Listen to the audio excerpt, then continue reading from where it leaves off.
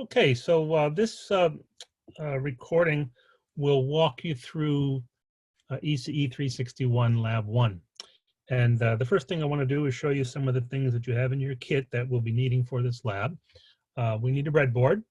You're also going to be using your multimeter for measuring voltage and currents.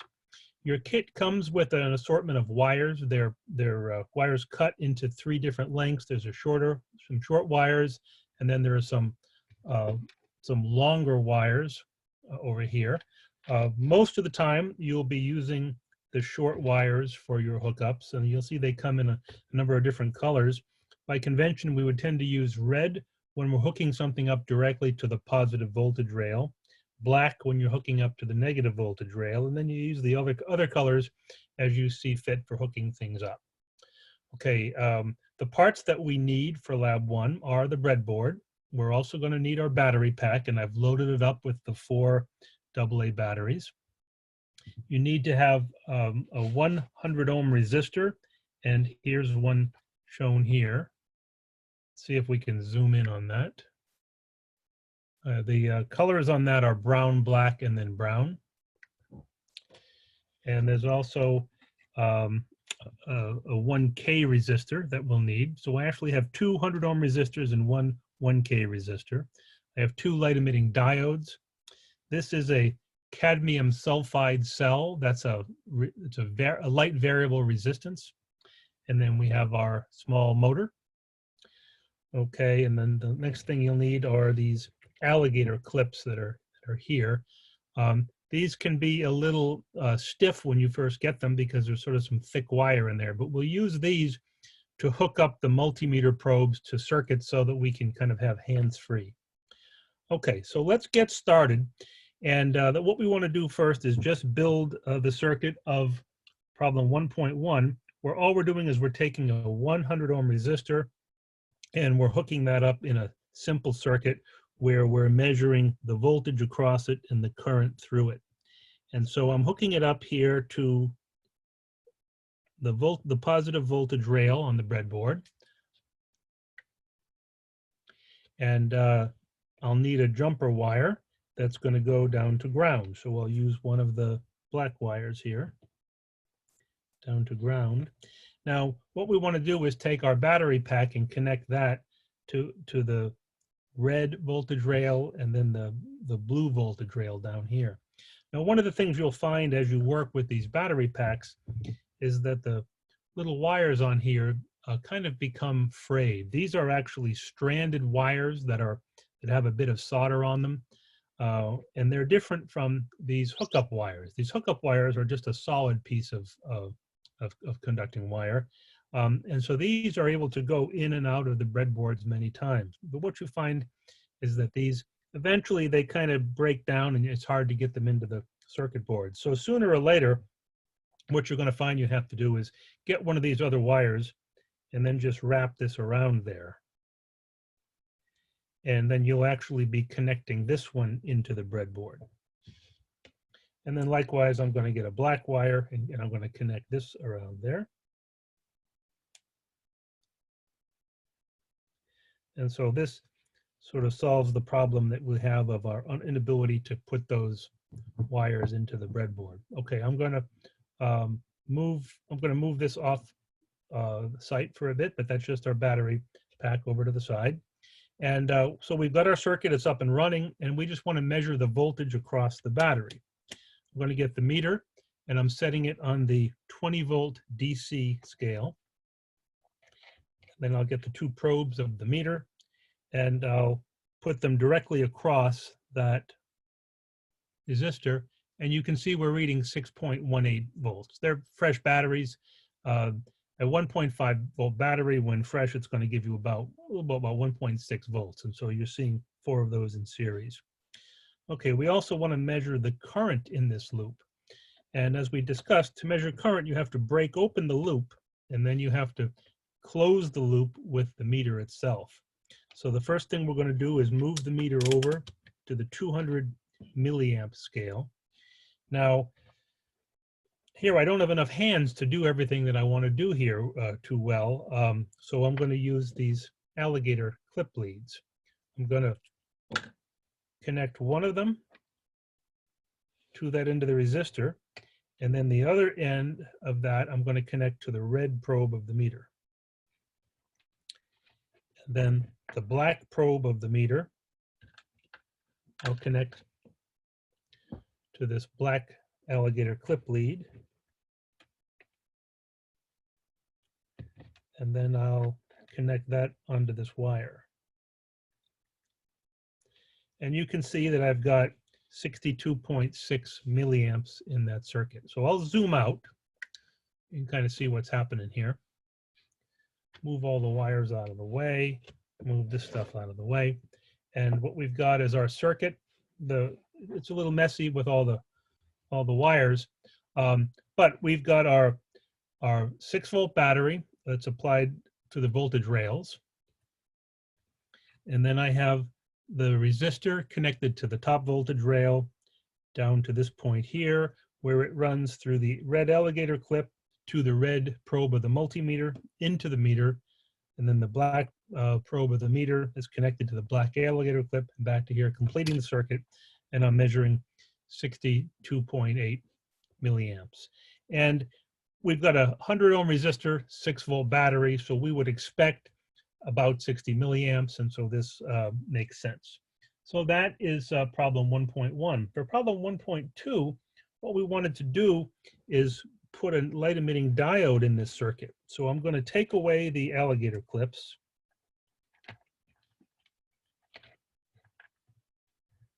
I'll just set those aside. And I'll get one of my light emitting diodes. Now the LEDs have a long lead and a short lead, okay? And that long lead goes toward the positive voltage, and the short lead goes to the negative voltage. And so if I put that in, I have to reconnect this. Okay, there it is. And you can see we have a rather nice and satisfying glow from that LED. It's often difficult to really get a good idea how bright something is on the camera, but that's glowing pretty bright. I will not be using the meter to measure the voltage and current. That's something for you to do. But I did want to show you what happens if I take that 100 ohm resistor out and then I put in a 1 kilo ohm resistor in its place. So 1 kilo ohm has colors brown, black, and red. And if I put that in its place,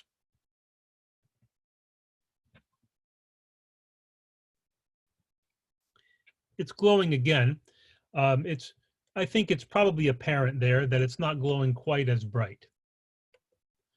Then the next circuit that we're going to build, which would be for circuit 1.3, would be to have 2 LEDs hooked up in parallel. And so I'm going to let this circuit continue to run, and I'll just add on that second circuit. And where I've got a 100 ohm resistor for this one, I'm sorry, I have a 1K resistor for this one, I'll use 100 ohms on the other one. And you can analyze those circuits knowing that you have about a 2-volt voltage drop across LED. And what you'd find is that these resistors are allowing for much more current flowing in the circuit with the 100 ohm resistor and less current in the circuit with the 1 kilo ohm resistor. And you should see that in the relative brightness of these two. So you can see this one is much brighter. That has that 100 ohm resistor. This one has a 1K resistor, and it's not nearly as bright. Okay. So the function of the resistor, we've got 6 volts here. Or dropping 2 volts across a diode for a reason that we'll discuss in the next chapter of the book. And that means we have 4 volts dropped across that resistor. And so then the current that's flowing in this loop is going to be 4 volts divided by that resistance. And so with a 100 ohm resistor, that's about 40 milliamps of current in this one, and that's the brightness that you get. This one with a 1K resistor is about 4 milliamps, so it's a factor of 10 difference in current. If I were to run this without any resistor at all, it would simply burn out the LED immediately. Okay, that's 1.3. I'm going to move down to 1.5 now, where we just hook up the motor to the battery. And so I'm going to take away the circuit board. We won't need it for this. And I'm going to set that aside. And the first thing I want to do is just hook up the motor to the battery. Now you'll see that the motor has these little terminals on it, and we don't really have enough hands to do justice here, but we can hook those up, and you can hear the motor running. But in order to measure voltage and current, I'm going to need my alligator clip leads again. So what I'm going to do is I'm going to get the red one.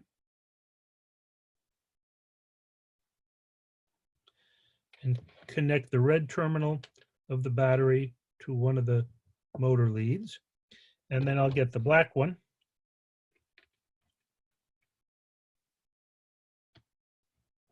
And now I could connect that directly to the motor and it would run. But what I want to do is measure the current. So I have to have the current flow through the meter now. So I need to go from this terminal through the meter and then to the black terminal. So I need yet another alligator clip lead. I'll use the green one for this. So I'll go to the red probe of the meter, but before I do that, we have to be careful now. We're going to be measuring the current through a motor. Motors tend to draw significantly more current than things like LEDs.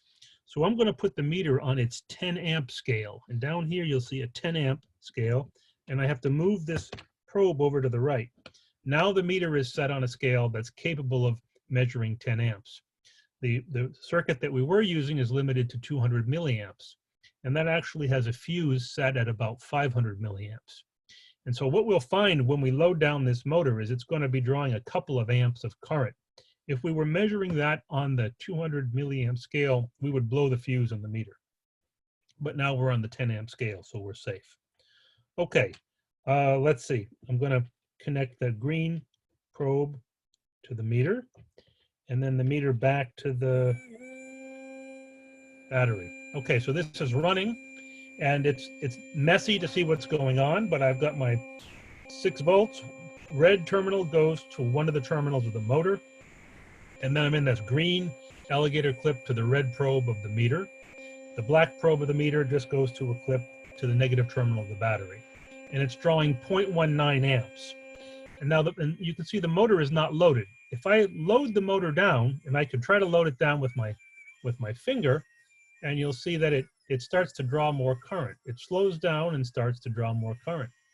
I could actually press the spinning shaft right into the table here, and you can see it's above an amp.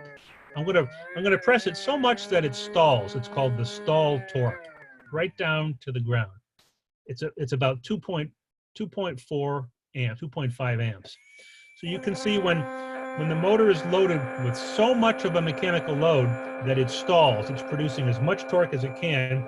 We were up at about 2.5 amps.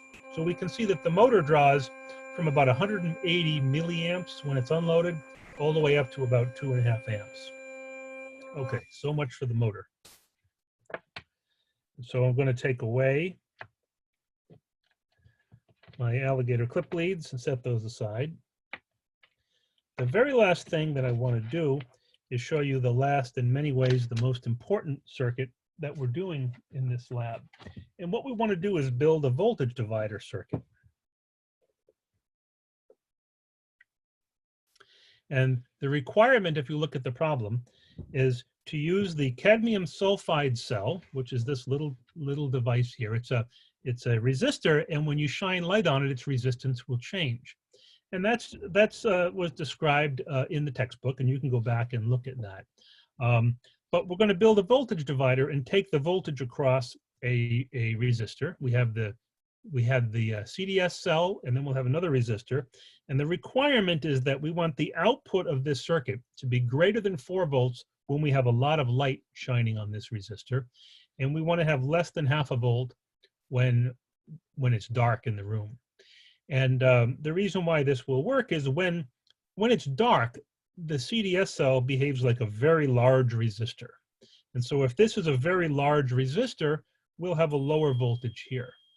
And then when there's light shining on here, this becomes a small resistor. Most of the voltage becomes dropped across here, and we'll have a larger output voltage. Now, you know from, well, you can make measurements on your own, or you can go back and look at a video that I've recorded in section 2, where we characterize the resistance of the CDS cell. It's higher than 40 kiloohms when it's completely dark, and it's less than 100 ohms when it's very, very bright. So knowing that information, you can figure out what value you need for R here in order to get these values here. What I'm going to do is I'm going to build this circuit. I'm going to reuse this breadboard, so we'll take everything off of it. And I'm going to build this breadboard circuit, this voltage divider. So we'll need I'll need the CDS cell here, and then I need another resistor. Sometimes it can be a little tricky to put these wires, particularly the CDS cell, because it has some thin wires. It can be tricky to put those in. Okay, the resistor that we're going to use here now, this second resistor, is one that you have to figure out what value you want to use. The one that I've got, I've got a piece of tape on it to obscure its value. So I'm showing it here. But I have that voltage divider, one resistor in the other one, and we'll be taking the output voltage across that resistor. So I'll hook up our battery pack.